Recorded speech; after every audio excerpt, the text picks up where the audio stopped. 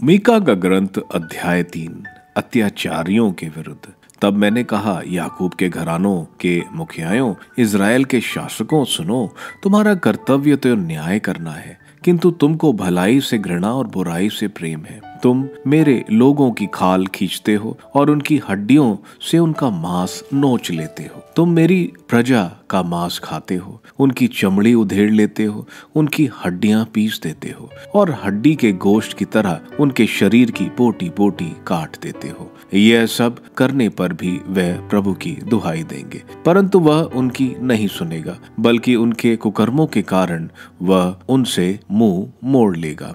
झूठे नबियों के विरुद्ध। उन नबियों के लिए यह प्रभु की वाणी है जो मेरी प्रजा को पथभ्रष्ट करते हैं। जब तक उनके पेट भरे रहते हैं तब तक वे कल्याण कल्याण बकते हैं, किंतु भोजन नहीं मिलने पर युद्ध होगा कि नबूवत करते हैं। अतः तुम्हारी आंखों के सामने अंधेरा छा जाएगा, जिससे तुम अब दृश्य नहीं देखोगे, न इस अंधेरी रात में शकुन विचार सकोगे। नबियों के लिए सूर्यास्त हो गया और दिन में भी उन पर अंधेरा छा जाएगा। दृष्टाओं और सगुनों दोनों को लज्जा के कारण सिर झुकाना पड़ेगा।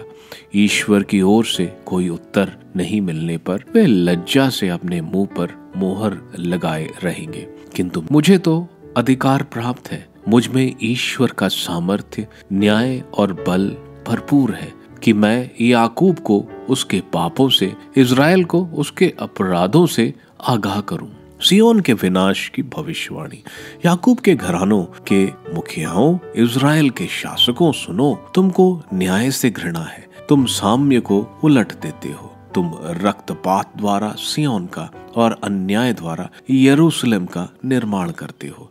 उसके मुखिया घूस लेकर निर्णय देते हैं, याजक पैसे लेकर ही शिक्षा देते हैं, उसके नबी धन मांगकर ही शकुन विचारते हैं।